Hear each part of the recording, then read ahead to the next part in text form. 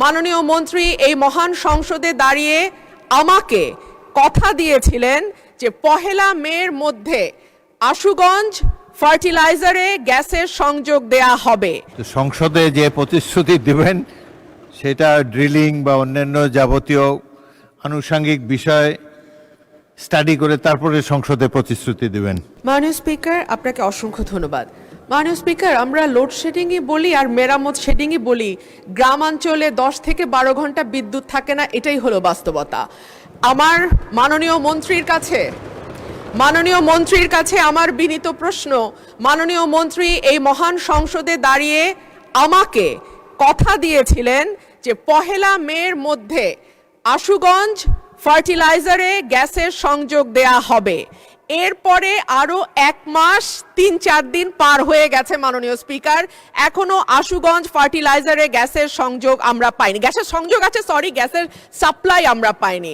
মাননীয় মন্ত্রী কি দয়া করে বলবেন যে আশুগঞ্জে আমরা কবে গ্যাসটি পাবো? ধন্যবাদ মাননীয় স্পিকার। মাননীয় মন্ত্রী। মাননীয় স্পিকার,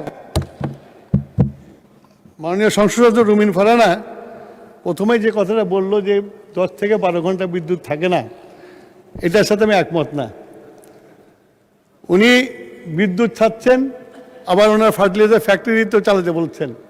গ্যাসের তো আমার সংকট আছে, সেই জন্য আমাদের বিদ্যুৎ প্ল্যান্টগুলো চালিয়ে রাখতে হচ্ছে এবং সেই জন্য তার ওখানে সংযোগ দিতে পারছি না আমরা।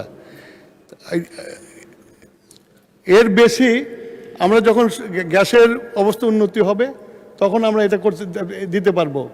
আর 2 নম্বর হলো যে গত 17 বছরে কোনোদিন ড্রিলিং করা হয় নাই, আমরা এই প্রথম এসে ড্রিলিং শুরু করেছি। আমরা আশা করি ইনশাল্লাহ আমরা গ্যাস পাবো। গ্যাস পাওয়ার পরে আশুগঞ্জ ফার্টিলাইজার, যত ফার্টিলাইজার ফ্যাক্টরি আছে সব ফার্টিলাইজারে আমরা সংযোগ দিতে পারবো। ধন্যবাদ স্যার।